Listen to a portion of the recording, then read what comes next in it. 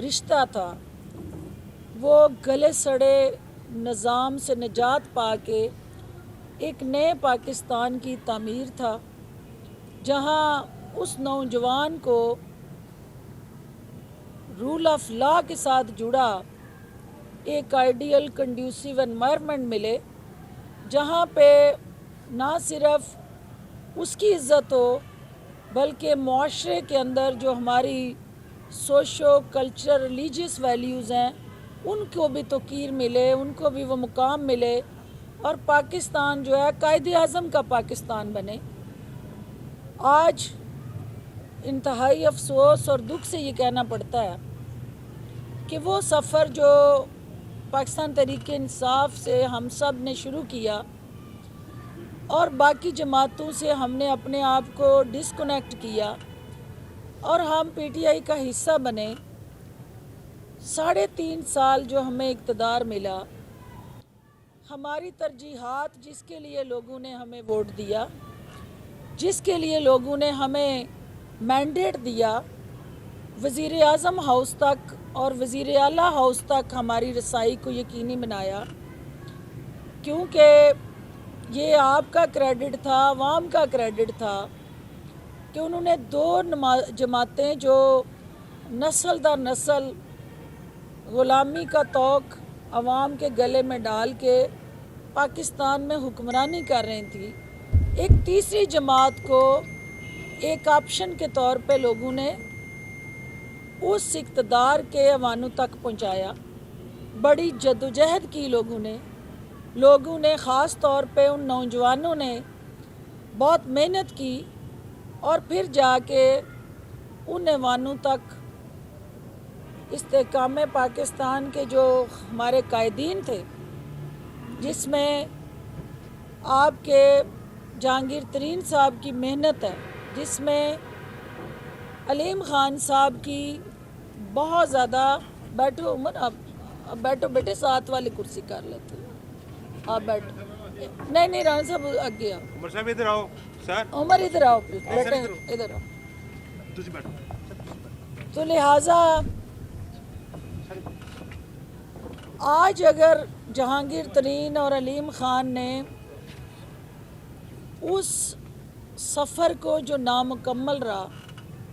वो मैंडेट जिसके लिए आप सब ने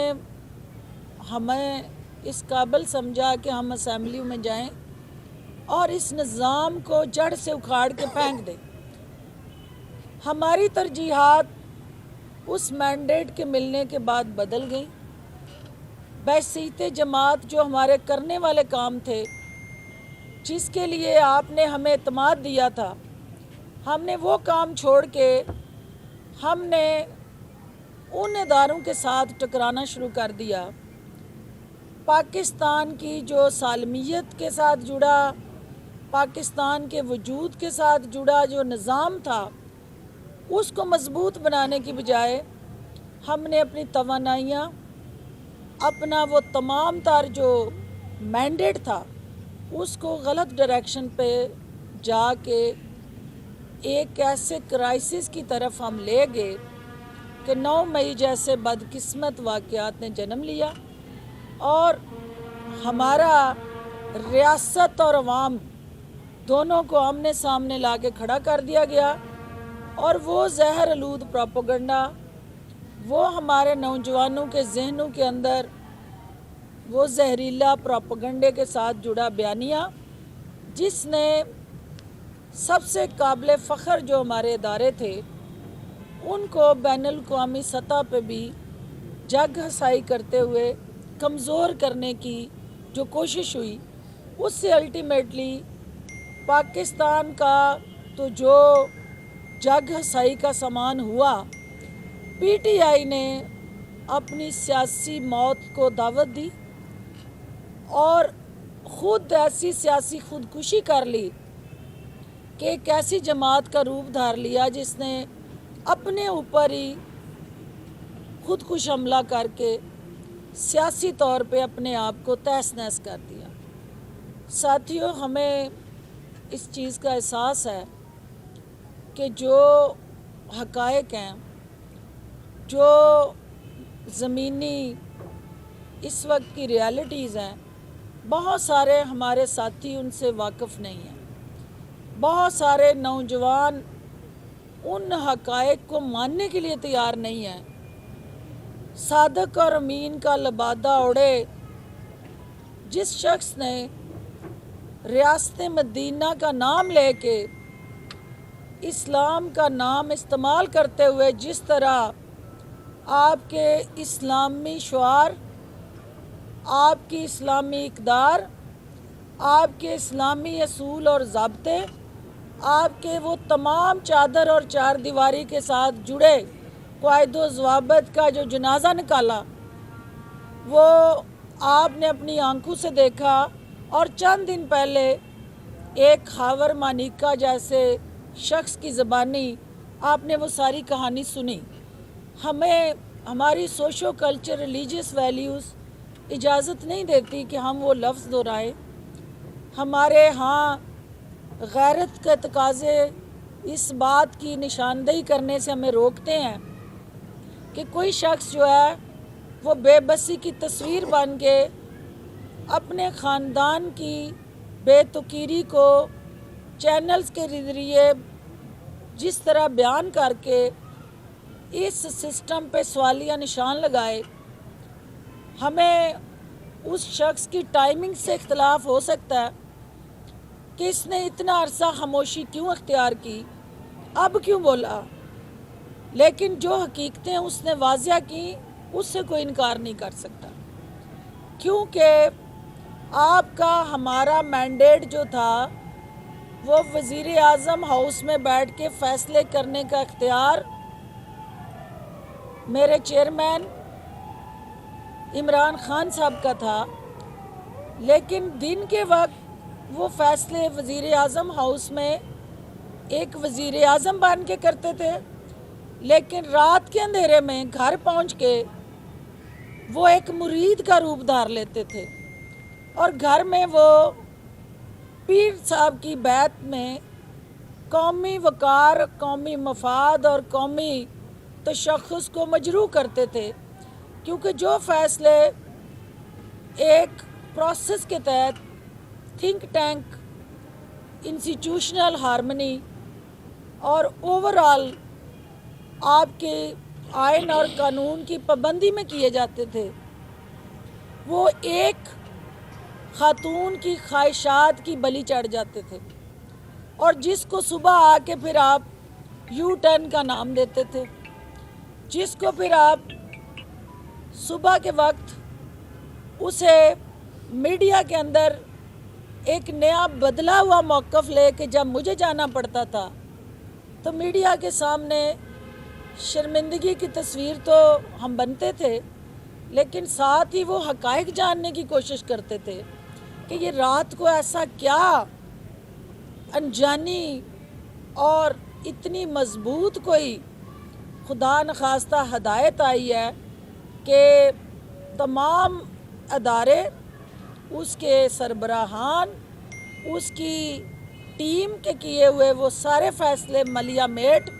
और एक ख़ातून की ख्वाहिश जो है इतनी मुक़द्दम कि उसकी बिना पे इस मुल्क को चलाया जाना, वो एक पाकिस्तान की इस मौजूदा तबाही का बायस बना और पाकिस्तान आगे जाने की बजाय हम पीछे गए। साथियों, हमें दो रास्ते थे हमारे पास कि 9 मई के बाद राना नज़ीर हो या हम हों या हमारे साथी हों, वो सियासत से लाताल्लुक़ हो जाते। और क्योंकि 9 मई के उस अमल के साथ हम खड़े नहीं हो सकते थे। 9 मई का जो किरदार था, जो जिसके ताने बाने बनी गाला और ज़मान पाक से जुड़े थे, उन बदबूदार किरदारों के साथ हम आगे बढ़ नहीं सकते थे। हमारे पास या घर बैठते और सियासत से लाताल्लुक़ होते, और या हम अपने अपने हलके की आवाम का कर्जा चुकाने के लिए जहाँ से वो सफ़र ख़त्म हुआ और पीटीआई के हाथों उन अरमानों का गला घोंटा गया, उन नौजवानों की ख्वाहिशात का कत्लेआम हुआ और उनकी आंखों में जो ख्वाब थे उनको ताबीर ना मिली, तो हम एक नए सफ़र, एक नए अज़म के साथ, एक नई जमात के अंदर हम उन नामुकम्मल एजेंडे को मुकम्मल करने के लिए हम आगे बढ़ते। कल जो यहाँ कामुकी के अंदर होने वाला जो जलसा है, जहांगीर तरीन साहब और अलीम ख़ान साहब की क़यादत में राना नज़ीर साहब की ज़ेर सदारत और सरपरस्ती हम एक पैगाम ले के यहाँ आ रहे हैं कि ये कामों की जो है, यहाँ चांदी उगाने वाला ये सबसे बड़ा खित्ते के अंदर एक मेन स्टेशन है, एक ऐसा ज़रहेज़ इलाका जहाँ चावल की शक्ल में जो चांदी उगती है वो पूरी दुनिया में ज़र मुबादला कमाने का बायस बनती है। इस चांदी उगाने वाले अजीम शहर को नज़रअंदाज करके इसको तरक्की की उस दौड़ में शामिल करने के लिए जो इस शहर के नौजवान बुज़ुर्ग, मेरी माएँ बहनें बेटियाँ तो क़वात लगा के बैठी हैं, सियासी स्ट्रक्चर के अंदर वो हकूक़ उनको दस्तयाब नहीं थे। इस्तेकाम पाकिस्तान पार्टी ये समझती है कि जो हमारा छोटा ज़िम्मेदार है, काश्तकार है, जो हमारा कम आमदनी वाला ट्रेडर है, जो हमारा छोटी सनत का मालिक है, कॉटेज इंडस्ट्री के साथ जुड़ा जो यहाँ इस शहर का बासी है, उसको ना सिर्फ सियासी सरपरस्ती की ज़रूरत है बल्कि उसको इस्तेकाम पाकिस्तान पार्टी के प्लेटफार्म से हम इस शहर को इंशाअल्लाह जो दुनिया में अपना तारफ़ रखता है, इसको उस दुनिया की हम पल्ला सहूलतें फ़राहम करने के लिए एक ऐसी जमात के हरावल दस्ते के तौर पे आपकी सपोर्ट की हमें ज़रूरत है, जो ना सिर्फ पाकिस्तान को लीड करे बल्कि पाकिस्तान के सासे महरूमी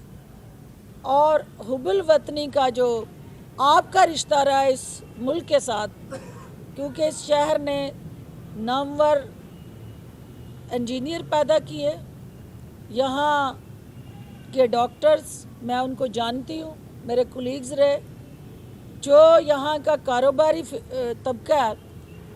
उसकी दुनिया में मिसालें दी जाती हैं।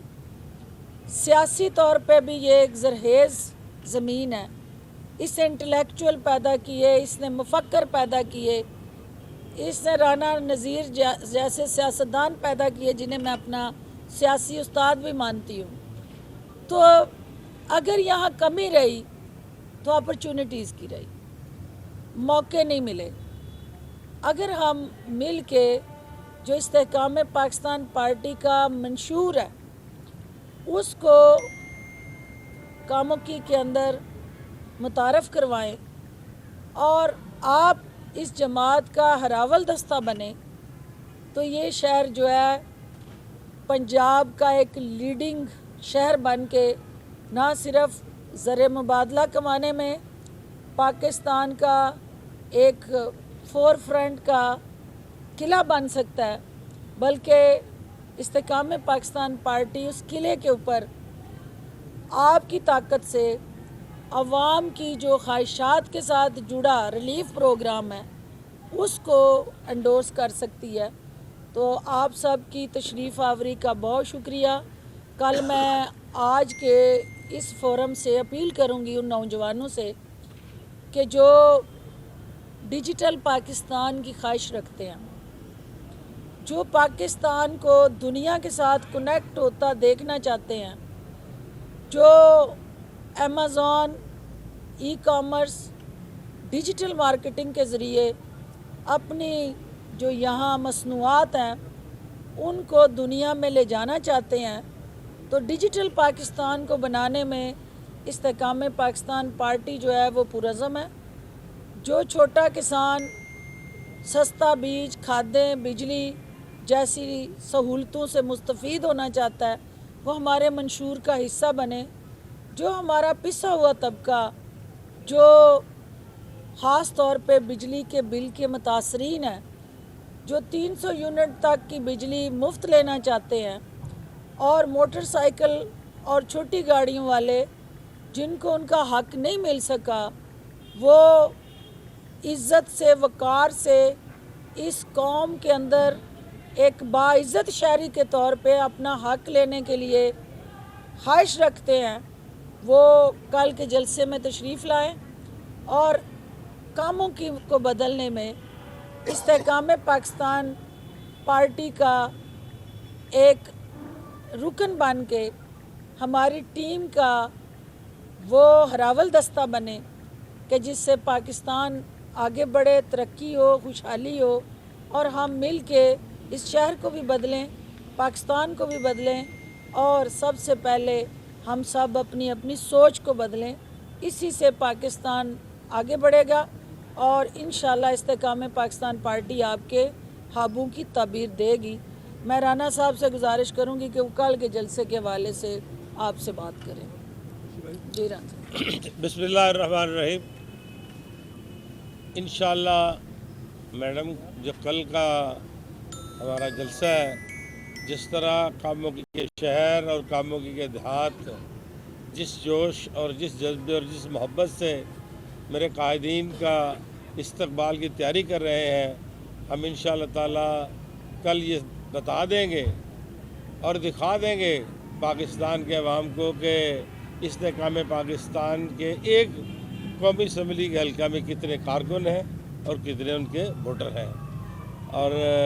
جس طرح آپ کا تعاون میرے ساتھ ہے، ہر روز جس طرح آپ مثبت خبریں شائع کر رہے ہیں شہر کے مفاد کے لیے، اس علاقے کے مفاد کے لیے، میں کل بھی آپ کو اپنے جلسے میں آنے کی دعوت دیتا ہوں، اور انشاءاللہ کل ہم مل کے جو میرے شہر کے ہیں اور جو شہر سے نہیں گزرا والا ان کا بھی یہی شہر ہے، تو انشاءاللہ تعالی میری دعا ہے کہ کل ہم اللہ کے فضل سے میڈم جب تشریف لائیں، قائدین جب تشریف لائیں، تو ان کو جس محبت سے اور جس جوش سے ہم ان کا استقبال کریں، وہ بھی پورے ملک میں ایک مثال ہے۔ بہت شکریہ جی۔ کوئی سوال آپ میں سے کرنا چاہیے؟ تعارف بھی بیٹے کرا دیں، تعارف بھی کروا دیں ساتھ ساتھ۔ جی ارشد صاحب۔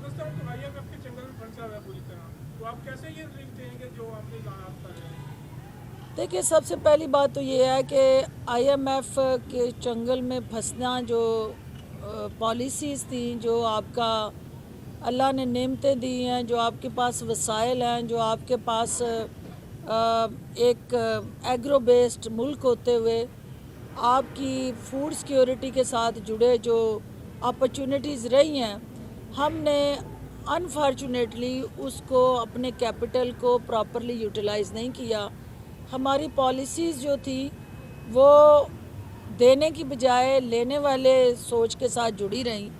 تو جو دینے والا ذہن ہوتا ہے، ڈیلیور کرنے والا ذہن ہوتا ہے، وہ ہمیشہ پاکستان کے حوالے سے وہ سوچ رکھتا ہے کہ جس سے وہ کم از کم 10 لوگوں کو روزگار دے کے انہیں اپنے پاؤں پہ کھڑی کرنے کی وہ سوچ ایگزسٹ کرتی ہو اس دماغ اور اس ذہن کے اندر۔ جو آئی ایم ایف کے ساتھ ہمیں جڑنا پڑا، جانا پڑا، وہ ہماری ایک بیگیج اور ایک اننیسیسری کچھ ایسے فیصلے، کچھ ہمارے لیڈرشپ کے اس وقت کے ڈیلیڈ ڈیسیژن تھے۔ ایک ہے آپ کی وقت پہ فیصلے کر کے اپنے ملک اور قوم کے لیے اس نقصان سے بچانے کی حکمت عملی ترتیب دینا، ایک ہے کہ آپ کو نظر آ رہا ہو کہ ایک کرائسس جنم لے رہا ہے اور اس سے نکلنے کا کوئی اور طریقہ نہیں ہے سوائے ایک بیٹر اکنامک مینجمنٹ کے، تو آپ جو ہیں وہ ان فیصلوں کو ڈیلے کریں کہ کہیں یہ بوجھ، یہ ذمہ داری میرے کندھوں پہ نہ آئے، تو وہ جو ڈیلیڈ ڈیسیجنز ہیں وہ ڈینائڈ ڈیسیجن اور ڈینائڈ ڈیسیجنز جو ہیں وہ الٹیمیٹلی پاکستان کو پھر ایک ایسے سرکل میں پھنسا گئے کہ جس سے نکلنے کے لیے پھر IMF کے علاوہ کوئی اور چارہ نہیں تھا۔ انشاءاللہ جو میں دیکھ رہی ہوں کہ یہ ملک جو ہے اس کے اندر پوٹینشل بھی ہے، میرے یہ نوجوان ان کے اندر کیپیبلٹی بھی ہے، اور یہاں ہمارے لوگوں کے اندر وہ اللہ نے صلاحیتیں دی ہیں، یہاں ہر چیز ہر نعمت موجود ہے، صرف ایک آنیسٹ لیڈرشپ اور ایک اچھی ٹیم جو ان وسائل کا درست استعمال کرے اور غریب کا جو حق ہے وہ اس کو دے، اور امیر جو ہے اس کو اس کے پرافٹ کا جائز حصہ ملے۔